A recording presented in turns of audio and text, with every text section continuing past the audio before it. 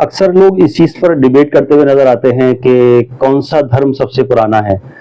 कुछ लोग कहते हैं कि भाई सनातन धर्म सबसे पुराना है, कुछ लोग कहते हैं कि भाई इस्लाम तो सिर्फ 1400 साल पुराना धर्म है। तो इस तरीके की अक्सर डिबेट लोग जो है करते हुए नजर आते हैं।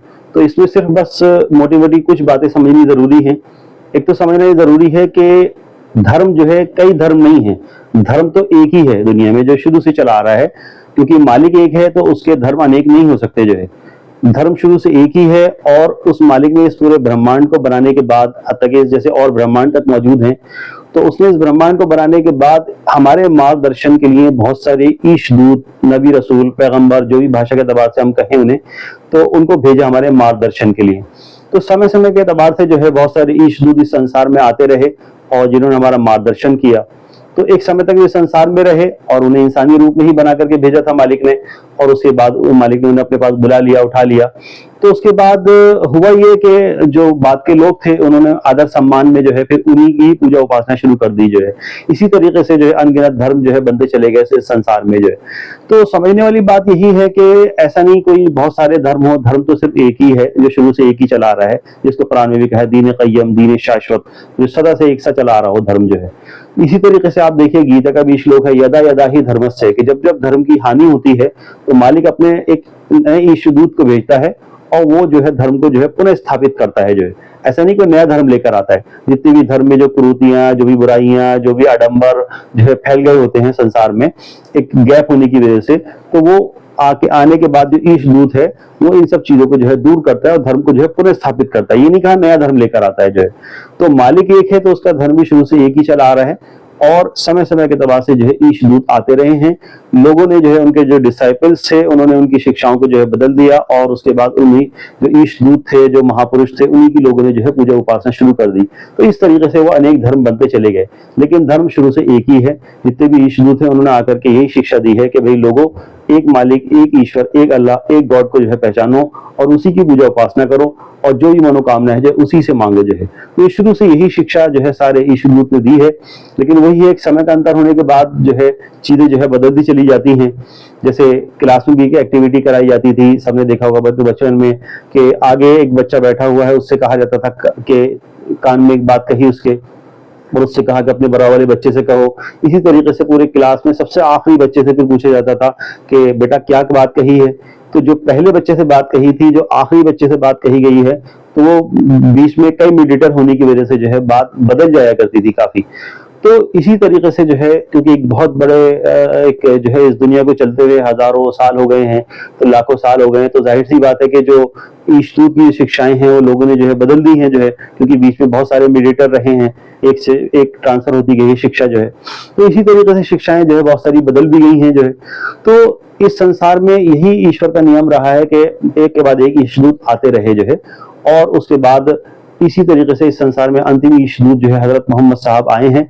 और उसके बाद मालिक ने जो है कुरान, जो आखिरी ईश्वर ग्रंथ है, इसी तरीके से पहले भी जो ग्रंथ आए हैं तो उसकी भी तस्दीक करता है, उसकी भी तायीद करता है। तो उसके बाद सबसे आखिरी ईशदूत हजरत मोहम्मद साहब हैं और आखिरी ग्रंथ जो है वो कुरान है। तो कहने का मतलब यही है कि असल शिक्षा ये है कि हमें जितने भी ईशदूत हैं उन सबको मानना जरूरी है, जितने भी ईश्वर ग्रंथ हैं सबको मानना जरूरी है। बाकायदा इस चीज को कहा गया है इस्लाम में भी जो है कि आमनतु बिल्लाहि व मलाइकतिही व कुतुबिही व रसूलिही, कि मैं ईमान लाया एक अल्लाह पर जो है, मैं ईमान लाया उसके सारे ईश्वर दूत पर जो है, मैं ईमान लाया उसके सारे ईश्वर ग्रंथ पर जो है। तो ये मालिक का सिद्धांत है कि हमें एक मालिक में आस्था रखनी है, एक मालिक की पूजा उपासना करनी है और सारी मनोकामना उसी से मांगनी है, और सारे ही ईशदूत पर ईमान लाना जरूरी है, उनको सबको मानना जरूरी है, सारे ईश्वर ग्रंथ को मानना जरूरी है। ये धर्म की शिक्षाएं शुरू से रही हैं, धर्म के सिद्धांत शुरू से रहे हैं। तो बात यह है असल कि अब धर्म को जो है परिपूर्ण कर दिया गया है, कंप्लीट कर दिया गया है, मुकम्मल कर दिया गया है। जैसे होता है बहुत सारे जो समय के दबाव से चेंजेस होते रहते हैं, मिसाल के तौर पे जैसे इंडियन कॉन्स्टिट्यूशन है उसमें बहुत सारे अमेंडमेंट होते रहते हैं। तो इसी तरीके से समय के वजह से बहुत सारे जो है चेंजेस होते रहे हैं। समय समय के दबाव से ईश्वर ने बहुत सारे ईश्वर ग्रंथ इस संसार में भेजे हैं और उसके बाद चेंजेस होते गए, जैसे अमेंडमेंट होते रहते हैं किसी भी कॉन्स्टिट्यूशन में। इसी तरीके से धर्म में भी जो है कॉन्स्टिट्यूशन के एतबार से जो उसकी कॉन्स्टिट्यूशनल किताब है उनमें चेंजेस होते गए, नए नए ग्रंथ आते गए। लेकिन अब जो है धर्म को जो है परिपूर्ण कर दिया गया है कुरान पर आकर के जो है कि धर्म परिपूर्ण कर दिया गया। बाकायदा ईश्वर ने मालिक से कहा, मालिक ने जो है मोहम्मद साहब से कहा कि धर्म को जो है परिपूर्ण कर दिया गया है। अब जो है ये तो जो फाइनल रेवलेशन ऑफ गॉड है, अब आकर के धर्म परिपूर्ण हो गया है, कंप्लीट हो गया है। तो इसीलिए सबके लिए जरूरी है कि अगर हमें मोक्ष, सल्वेशन, निजात चाहिए तो हम जो है एक मालिक, एक ईश्वर, एक अल्लाह पर ईमान लाएं, उसी की पूजा उपासना करें, उसी की इबादत करें, उसी से सारी मनोकामनाएं मांगे, और उसके अलावा जितने भी उसके ईश दूत हैं सब पर ईमान लाएं, और जितने भी उसके ईश्वरीय ग्रंथ हैं सब पर ईमान लाएं। इसी तरीके से आखिरी ग्रंथ कुरान पर भी ईमान लाना सबके लिए जरूरी है, और आखिरी ईश दूत हजरत मोहम्मद साहब को भी सब पर ईमान लाना जरूरी है अगर हमें मोक्ष, सल्वेशन, निजात चाहिए। क्योंकि ये जीवन हमारा अस्थाई है, टेम्परेरी है, फॉर द टाइम भी हम लोग यहाँ पर रह रहे हैं जो है। इसके बाद का जीवन जो है, परलोक का जीवन जो हमेशा हमेशा के लिए है, उसमें सफल होने के लिए यही क्राइटेरिया है जो मैंने बताया है। तभी हम जो है नरक की अग्नि से बचेंगे, और तभी मालिक हमको जो है स्वर्ग में प्रवेश कराएगा।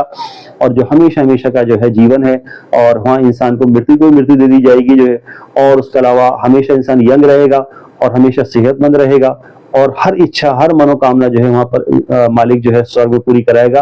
ये नहीं होगा काश ये और होता हमारे जीवन में जो है, वहाँ हर चीज कंप्लीट होगी जो है। यहाँ आज इस संसार में कोई भी नहीं कह सकता कि मेरे पास हर चीज है। किसी के पास सेहत है तो किसी के पास जो है दूसरी चीजें नहीं है, माल नहीं है, किसी का माल है तो फिर सेहत नहीं है उसके पास जो है। तो हर किसी के जीवन में यहाँ कुछ ना कुछ जो है एक कमी है, एक कंप्लीट लाइफ कोई नहीं कह सकता कि जिंदगी में परिपूर्ण हूँ, कंप्लीट हूँ। तो मालिक ने स्वर्ग जो बनाया है वो कंप्लीट है, बिल्कुल हर चीज वहां पर, हर चीज मिलेगी, किसी चीज की कमी नहीं होगी, और मालिक का दर्शन होगा वहां पर जो है, और हर चीज, हर नेमत मिलेगी वहां पर जो है। तो वो हमेशा हमेशा की सफलता है, और वो इसी बिना पर है जो मैंने आपको बताया कि अच्छे कर्म और सही सिद्धांत की बिना पर जो है। तो सिद्धांत तो हम सब लोग जानते ही, कर्म तो हम सब जो लोग डिफरेंशिएट कर ही लेते हैं कि अच्छे कर्म क्या है, बुरे कर्म क्या है, लेकिन ये है कि लोग सिद्धांत में जो है बहुत बड़ा इल्यूजन है, लोग समझ नहीं पाते हैं कि सिद्धांत धर्म के हैं क्या जो है।